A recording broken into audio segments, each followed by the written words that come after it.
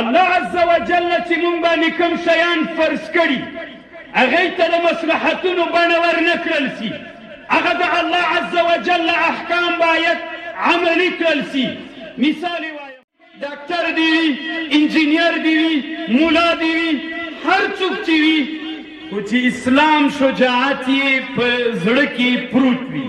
یو د علم مخالف نه یو علم د اسمان ته ورسېږي غوښتونکي یو خو دا علم دی په د غربي منهج باندې ړنګ کړل سي دا علم دی په کمونیستي و په خلقي طریقه باندې ونړي. شيخ القرآن والحديث مولوي عبد الحميد حماسي حفظه الله ته تر دریزه خپل مبارک قدمونه راواخلي او مینوالو ته خپله جذابه او په زړه پورې وینا واوروي. دا زړه راښکونکې وینا خاوند صاحب الفصاحة والبلاغة جامع المعقول والمنقول شيخ القرآن والحديث مولوي عبد الحميد حماسي صاحب.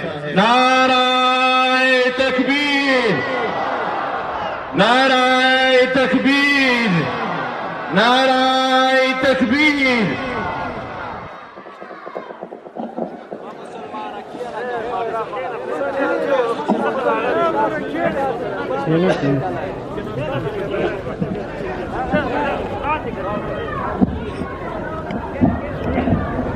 الحمد لله العزيز الحميد الودود والصلاة والسلام على صاحب اللواء والشفاعة والمقام المحمود. أما بعد فقد قال الله سبحانه وتعالى في محكم كتابه بسم الله الرحمن الرحيم يرفع الله الذين آمنوا منكم والذين أوتوا العلم درجات. الآية ترتولنا مخكي السلام عليكم ورحمة الله وبركاته.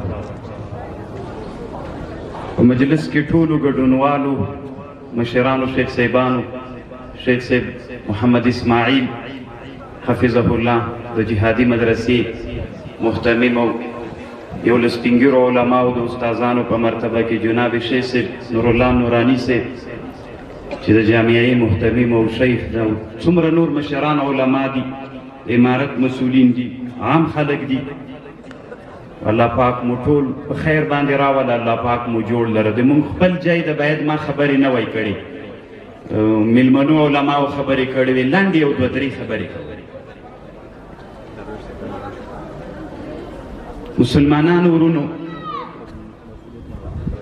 مونږ الله پاک په نن زمانه کې مونږ افغانان خصوصا علما خصوصا هغه څوک چې د اسلامي قیادت مشري کوي دوی ته یو څو خبرې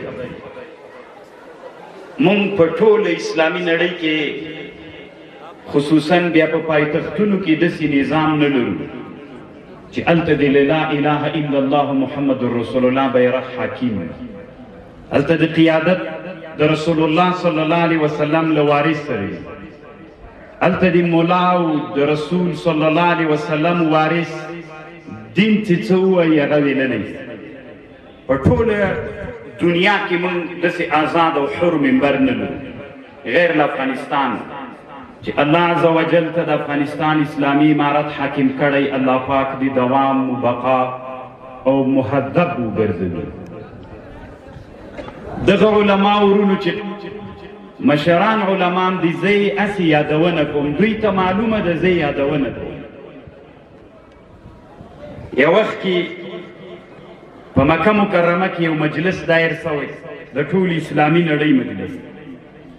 دغه مجلس ته علامه ابوالحسن علي الندوي رحمه الله 10 مادې وړاندې کړي. نو کوشش کوم چې لنډو الفاظو کې هغه مادې ذکر کړم که وخت ډېر نیول کېده بیا ټولې نه وایم ځکه د نورو علماو وخت نه نیسي. اول علماو چې الله پاک مونږ دلته واکمن کړي تر ټولو نه مهمه مونږ ته دا ده چې مونږ د ځوان نسل په زړونو کې د اسلام شعلې رابلې کړو خصوصا عاصمتنا کابل یا هغه ځایونه چې هلته اشغال ډېر کارونه کړي تر ټولو نه مهمه دا ده چې موږ د خپل اسلامي امت خصوصا د ځوانانو په زړونو کې د اسلام شعلې بلې کړو. اسلام د دوی په ذهنونو کې د دوی یو معشوقه او مینه وګرځو. څنګه یې وګرځو زه نور تفصیل نه کوم. علما ورونو باید دې ته موږ ډېر متوجه واوسېږو. هغه شجاع اسلام په هغه معنا باندې چې هغه حماست و شجاعت یې د اسلام طبیعت ته هغه د ځوانانو په فکرونو کې را پیدا کړو. دغسې ځوانان چې لاس کې بنګړي اچولي وي، دغسې ځوانان چې په بازار کې ګرځي او د پیغلې جلۍ په مابین کې فرق نه کېږي غیر له ویښتانو نه، په نوم باندې مسلمان په ټوله عربي ټولنه کې نن چې موږ او تاسو وینو په ټوله عربي ټولنه کې ځوانان او د پیغلو جنکیانو په مابین کې فرق نه کېږي. د مسلمانانو په زړونو کې موږ باید داسې اسلام را ژوندی کړو چې د اسلام حماست او د اسلام شجاعت زړونو ته ښکته سي، چې بیا بنګړی د یوې پیغلې جنکۍ عادت وبلي، بیا نیکتایي یا هغسې لباس چې هغه له مسلمان سره نه ښایي، دوی تقلید د غربي تقلید فکر ونه کړي. یو څنګه یې وکړو؟ علما د لارې چارې ولټوي. علماو د بازار زندگی او د غره د زندگی په مابین کې مځکه او اسمان فرق ده. علمي ومني علماو د ابن خلدون رحمه الله مقدمه چې راواخلئ، دواړه ژوندونه مځکه او اسمان فرق لري. موږ مخکې په کلیوالي ژوندونو کې وو، اوس چې د بازار او د حضاري ژوند ته راغلو، باید د خپلو ځوانانو لکه څنګه مو چې د کلي د ځوانانو په زړونو کې د اسلام شجاعت پیدا کړی و، دغه شجاعت دغه د حضاري او متمدن ژوند انسانانو کې هم پیدا کړو. که هغه هر څوک وي چې اسلام حماست و شجاعت ذهن ته کته سو، پروا نه کوي ډاکټر دی وي، انجینیر دی وي، مولا دی وي، هر څوک چې وي، خو چې اسلام شجاعت یې په زړه کې پروت وي. یو دویم د اسلام څومره مفاهیم چې دي علماو، اسلام څومره حقایق چې دي، دا ټول باید د غربي فکرونو نه آزاد سي. څومره مفاهیم و اصطلاحات چې دي، که په حکومتي اداراتو کې دي که په ملکي اداراتو کې دي، دا ټول باید علماو دې ته کار وکړو. موږ او تاسې چې کله بخاري او مسلم کې د اسامیو بحث کوو، اسم په مسما کې تاثیر کوي، په دې باندې یو بحث کوو. علماو ټول مفاهیم و حقایق دا باید د مصلحتونو ښکار نه سي. یو څه دې سي پروا نه کوي، خو ټول مفاهیم، ټول تعاریف، ټول حقایق باید د سیاست او د مصلحتونو ښکار نه سي. الله عز وجل چې موږ باندې کوم شیان فرض کړي، هغې ته د مصلحتونو بڼه ورنه کړل سي. هغه د الله عز وجل احکام باید عملي کړل سي. مثال یې وایم، موږ د ملت سره وعده کړې وه ان نحكم هنا في افغانستان الحكومة الإسلامية. يولا غينا دع الله عز وجل حدود دي، السارق والسارقة فاقطعوا أيديهما، الزانية والزاني فاجلدوا كل واحد منهما 100 جلدة. من بايد دا إسلام مفاهيم حكمنا، دا إسلام حقائق ودا إسلام كل مفهومنا تري أغاد مصلحت کار ونه ګرځو، هغه د سیاست کار ونه ګرځو، خامخا یې په دغه ټولنه کې عملي وګرځو چې دغه وعده د نصرت چې الله موږ سره کړې وه، په دغه بنا چې ملت سره موږ وعده کړې وه، الله سره موږ وعده کړې وه، باید د الله د دین حکمونه د مصلحتونو او د سیاست ښکار ونه ګرځېږي. دا نه تنها په دغه کې علما ورونو من اقتصاد ته ډېر کار کوو. بلکل اقتصاد د اسلام یو اصل، ابن خلدون یو له ډېرو ښو تعریف کوونکو نه ده. سیاست اقتصاد خو باید هغه اصطلاحات اسلامي وي. مونږ نن چې یو وزارت ته لاړ شي که نه د علمي مولیانو شیخان چې ډپارټمنټ ته که ډپارټمنټ ته دا اوس څه شو؟ راتلونکي 15 کلونو کې به د دغه علماو نومونه دکتورانو ډپارټمنټ او سکرټري او فلان وي. د مونږ د شیخ الحدیث او د شیخ القرآن د مفید او د محدث نومونه کېدلی شي له مونږ نه لاړ شي. علما ورونو دغه باندې یوه ناسته باید وشي. مونږ د علم دومره ډېر طرفداران یو چې تر اسمانه ورسیږي، اما مفاهیم و اصطلاحات و تعاریف د اسلام تر چتر لاندې وشي. ملا چېرته یې ویله په هغه کې لګیا یم، ماسټر یم، ماسټري کې لګیا یم. ملا ماسټر نه یم مخالف، تخصص وکړه، دا یو اصل. مولا به بله ورځ ته په ماسټر باندې یادېږي. د عیب خبره ده. باید موږ مسلمانان دې ته متوجه اوسېږو. ټول مفاهیم، ټول اصطلاحات، ټول تعریفونه د سیاستونو باید ښکار نه شي. بله ورځ یو مجلس کې ما چاته ویلي وي، یو شرکت یې راته یاد کړ، شرکت لندن. نو خو ولې د خالد بن الولید شرکت نوم پې باندې کېږده چې شرکت تیم شجاع و مجاهد وي. د عمر بن الخطاب شرکت ولې مسلمانان په دې شرمېږي چې د لندن او د غرب نه د خپل شرکت دپاره نوم راخلي؟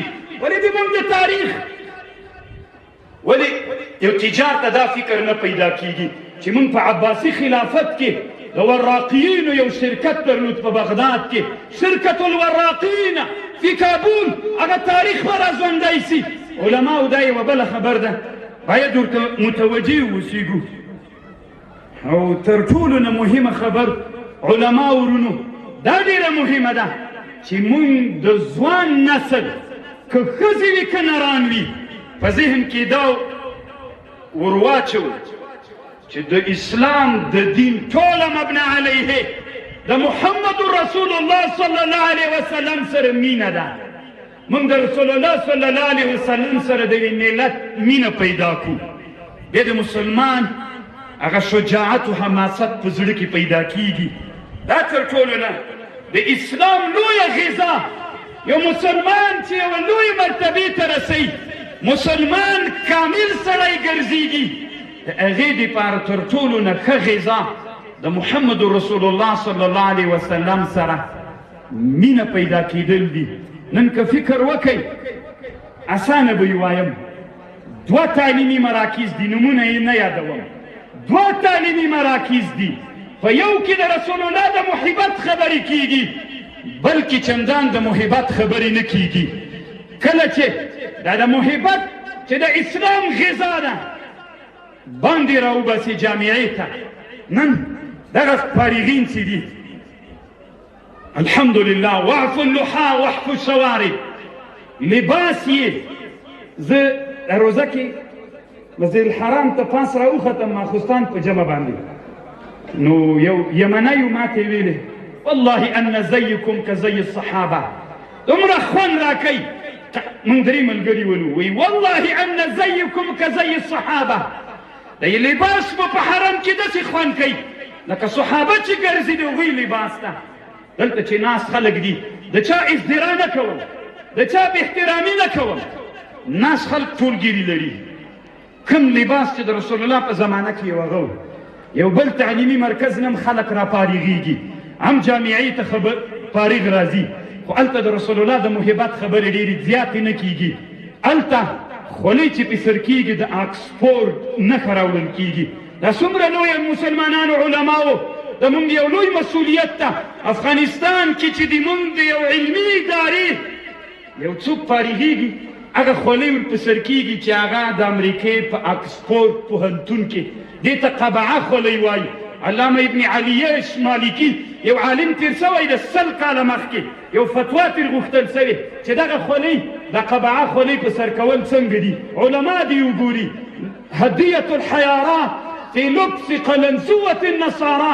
علماء دي وګوري زي حکم نکوم دا الله په خاطر باندې علماء د مسؤلیت ته راځي ټول علمي اداراتو ته هر د اجتماع ټولنې ته خلقو ته د رسول الله صلی الله علیه وسلم مینه او محبت په زړونو کې ورواچو. لا یؤمن احدکم حتى اكون احب الیه من والده وولده والناس اجمعین. رواه البخاري كما قال رسول الله صلى الله عليه وسلم. بل خبردار علماء مشرانو دا ډیره مهمه مسأله ده چې کوم علمي خلق دي د علمي خلقو په دې اعتماد جوړول چې اسلام یو ټول شموله دین ده. اسلام یو داسې متمدن دین ده چې ټول ابعاد لري. علماء ورونو زه به یو لنډ مثال وایم. یو کتاب د الحاوی فی الطب نومیږي. دلته که څوک د پوهنتونون محصلین ناست دي ډاکټر صاحبان ناست دي تاسې په دې کتاب تحقیق وکړئ. الحاوی فی الطب دغه غربیان اروپایان چې اوس دي 400 کاله دغه اروپایانو دغه کتاب د طب خپل ځان دپاره مرجع ګرځولې. لکه د موږ د مسلمانانو لویه مرجع صحاستو په علومو اسلامیو کې قرآن ده. داس په حنفیت کې بیا د موږ هدایه او د متون دي. دغسې په طب کې لویه مرجع الحاوی فی الطب ده. دغه حاوی فی الطب چې یو له مشهورو کتابونو نه ده. علماو ورونو تاسې ته م وایم د الله په خاطر علماو څومره مسؤلیت مو ده.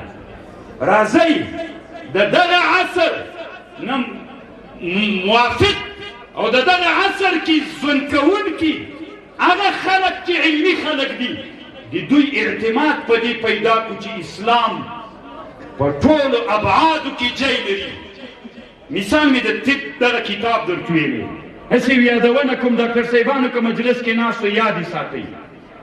په ټول افغانستان زه بله ورځ یو علمي ادارې ته تللی یم هغه اداره نه یادوله. د طب کتابونه چې ایښي ول ټول د نن غربي خلکو کتاب. زه نه وایم چې علم چې ضالة الحکیم د هر چېرته راخلي. ولې د موږ په طب کې د موږ د اسلام د علماو کتابونه نسته؟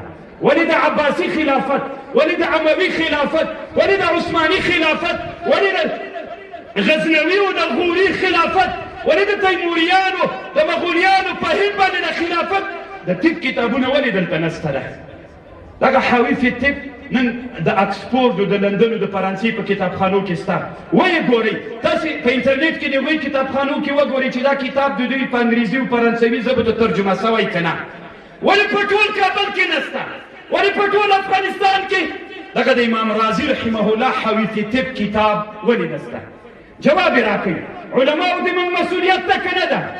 په ټول افغانستان کې دغه کتاب مترجم نسته. لا بالفارسیة ولا بالپشتو ولا بالازبکیة ولا په بله ژبه خو زه تیسته ده نو همدغه ژبې دي. په ټول افغانستان کې را پیدا کړئ. سره له دې چې موږ وایو په ټول دنیا اسلامي نړۍ کې د افغانستان غوندې حکومت نشته ده. سمه ده چې نشته ده. کومه ده دا کتاب چې ترجمه شته؟ که په فرانسوي ژبه باندې نه وو زه انعام درکوم، که په انګریزي ژبه نه وو زه انعام درکوم، که په جرمني ژبه دا کتاب. ولې دې ما کتاب په پردۍ ژبه ترجمه کېږي زه نه لرم؟ خو مونږ دې ته کار نه ده کړی. مونږ فکر کوو چې نه بس تنا ما او مولا او یو دوه درې نورې خبرې. باید نن زمانه کې ټول انسانانو مسلمانان په دې پوه کړو چې اسلام دا داسې یو جامع دین ده چې ټول علوم پکې شته. څومره خوند کوي. طب چې موږ نوی تقسیمو علماو ته معلوم ده. موږ طب دوه قسمه ده. یو طب اقربادین ده چې علمي کیمیا پورې تړاو لري، ترکیبي طب ده. یو د مفرداتو طب ده. عوامو سپین ږیرو تاسې ته وایم د نن یو 50 کاله مخکې د غرونو کې د وطنونو کې به چې سړی مریض شو چای ورکول. یو شی بو دا دوا، دا بادیان دی و دا سپیرکۍ دی و دا د انار پوست و دا د جوز مفرداتو، دا طب ټول مفرداتو. تاسې پوهېږئ چې نن د مفرداتو طب د خاورو سره خاورې شو؟ دا د رسول الله صلی الله علیه وسلم طب و. دا د هند طب و. دغه طب چې نن واکمن ده. زه نه وایم د علم مخالف نه یم، ولې موږ خپل اساساتو د عصر نه کوو. کله چې موږ بخاري وایو هلته د رسول صلی الله علیه وسلم ټول طب مفردات دي چې دا هندی طب وو افغانستان کې تر دا اوسه پورې وو په کلیوالي ژوند کې تر اوسه پورې ده رسول صلی الله علیه وسلم وایي د هر مرض دپاره دوا حبة السودا ده مفردات دي څومره اوږده مسأله ده ولې مسلمانانو موږ په دې باندې فکر نه کوو اسلام د ټولو علومو جای ده او اسلام ته په ټولو علومو علمي ده دا خو څه کوې موږ دومره لوی خدمتونه په ټولو علمي میدانونو کې کړي دي چې د ویرولو نه دي اسانه بیا م وایم دغه حاوي فی طب تاسې په طب کې وګورئ 400 کاله دغه غربیانو خپل مرجع ګرځولې کله چې دا تجربه دا کتاب یې ترجمه کړ پس دا کتاب یې کېښوده اوس هغه شیان ځان ته منسوبوي ځکه موږ له طب نه لرې پاتې سو د موږ په د مدارسو کې طب درسېده د موږ د لالا صاحب د همدغه شیخ صاحب ترو د نورالله شیخ صاحب زموږ نیکه موږ سره اوس هم کور کې کتابونه شته چې هغه کتابونه به په پخوا وخت کې مدارسو کې د طب کتابونه ویل کېدل قانونچه و فلان و فلان موږ یې نن لرو دا یوه بله مهمه خبر شوله او یوه خبر چې دا ډېره مهمه ده باید موږ داسې د تربیې نظام جوړ کړو داسې تعلیمي نظام جوړ کړو چې د موږ دغه علمي او تربیوي نظام چې نن په ټول افغانستان کې واکمن ده دا راواخلو چې دا غرب نه متاثر ده داسې وولو چې دا دماغ یې مات سي ولې موږ علما لرو داسې د علم مخالف نه یو علم د اسمان ته ورسېږي غوښتونکي یو خو دا علم دی په د غربي منهج باندې رنګ کړل سي دا علم دی په کمونیستي او په خلقي طریقه باندې ونړېږي ما ته یو چا ویلي وي د عربي نړۍ ولې د فلسطین په مسئله باندې چپ پاتې ده ما ورته ویلي موږ ولې چپ پاتې یو وی موږ خو شی نه لرو ملغه هم نه لرو وایي خو هغوی باندې خو ډېر وخت وتلی موږ باندې هم دا د 3 کالو وتل 3 کالو کې ته ما ته راوښیې چې موږ په علمي اداراتو کې څومره ترتیب کړی ده کوم کار مو کړی ده هغه خلقي و کمونیست چې مخکې د مکتب او د لیسې رئیس و او اوس هم په مغجې باندې پاتې ده ته یې ما ته راوښیې چې بدل کړی مو ده نو ته وایې چې 10 کاله تېر شي زه یو آزاد ملا یم د دې پوهېږم ما مخکې ویلې موږ ټول شیان د سیاست ښکار نه کوو ملا ته دا خبرې ولې کوي موږ علما آزاد خلک دا خبرې موږ کوو موږ دا خبرې واورئ علماو دا تاسې مسؤلیت ده وی عربي نړۍ خو ډېر وخت تېر کړی ولې چې نه دي جوړ کړي معلومه ته 3 کلونو کې چې کړي دي ته راځه چې وګرځېږو ته نه چې زه کومه ولسوالۍ کې اوسېږم چې تېر نظام کې کوم هغه دیموکراسۍ ته طلبوونکی دما په یاد د دمنګ په د ساکو شوکۍ کې نږدې کې یو رئیس و چې هلکان به یې په زوره پتلون ته هڅول هغه تر اوسه نه ده بدل سوی نو ته څه د بدلون اراده لرې کم د پتلون یې زه نه وایم مکتب نه یې وباسه د ریاست و قیادت دپاره یو داعي او فکرمند او انقلابي سړی راوله چې د اسلام په رنګ باندې رنګ سي نو تا باندې چې 10 کاله تېر سي بیا به هم راته وایي چې زه زتېدلی ما یې چی نه دي کړي علما و والعصر ان الانسان لفي خسر زمانه ډېره تیزه تېرېږي علماو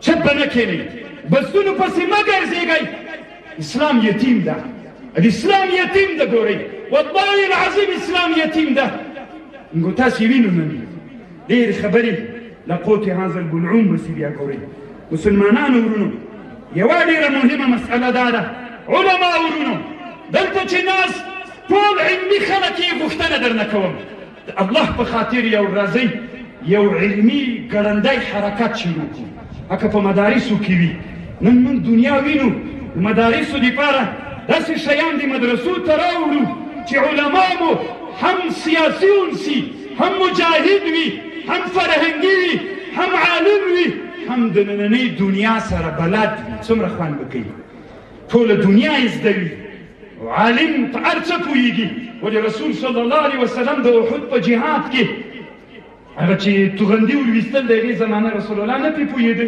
نن موږ ملا په ټوپک نه پوهېږي دا نو چی سو باید نن موږ ملا بارود جوړ کړلی سو ټوله مو اسلامي مو ټول هغه شیانو چې اسلامي جامعه ورته ضرورت لري هغه ټول تیار کړو یو علمي حرکت شروع کړو علما ورونو خیر د یو دردمن عالم په حیث غوښتنه کوم د الله په خاطر علماو راځئ په ټولو میدانونو کې یو ګړندی علمي حرکت شروع کړو نن موږ اقتصادي بازارونه چې وګورو څومره سودي معاملات یې ستا پکې علماو. موږ به په دې ځان خلاصوو چې ته راسه زه یوه وظیفه درکړمه بس ته د ما مرید سولې، په دې به خلاص شو، په دې به خلاص شو چې راځه د تسبیح راواخله 2000 رکعته نفل وکړه. هلته په تا فرض پاتې دي، فرضونه په مسلمانانو پاتې دي. نن چې په بازار کې خلک په سود باندې اخته دي، ټولې معاملات کله مو علمي ګړندی حرکت هغه که د وسلې په میدان کې وي، که هغه په طبي میدان کې وي، که په هر علمي میدان کې باید موږ د دې دپاره ډېر ګړندی حرکت وکړو. مسلمانانو ورونو، الله پاک مو روغ جوړ لره. یوه اخرینۍ خبره به داسې وکړه مسلمانانو ورونو چې دا بیا علما ورونو هسې یادونه کوم، زه پوهېږم چې تاسو ته معلومه ده، فارغینو علماو تاسې ته یې وایم راځئ نن د ازادۍ او د بي بي سي او د امریکې راډیو د غرب نه څومره اسلامي نړۍ ته خپرېږي، دومره خرچې پې کوي. موږ څه شی کوي؟ موږ مولي صاحب محترم اوس هم وایي راډیو کې چې کوم ملا غږېږي هغه د سړي زوی نه وي. خیر د علماو د الله په خاطر نن د دعوت لارو ته راودانګئ. خیر د علماو چا چې درته ویلي چې دی ځان مشهوره کوي دا خبرې مه اورئ.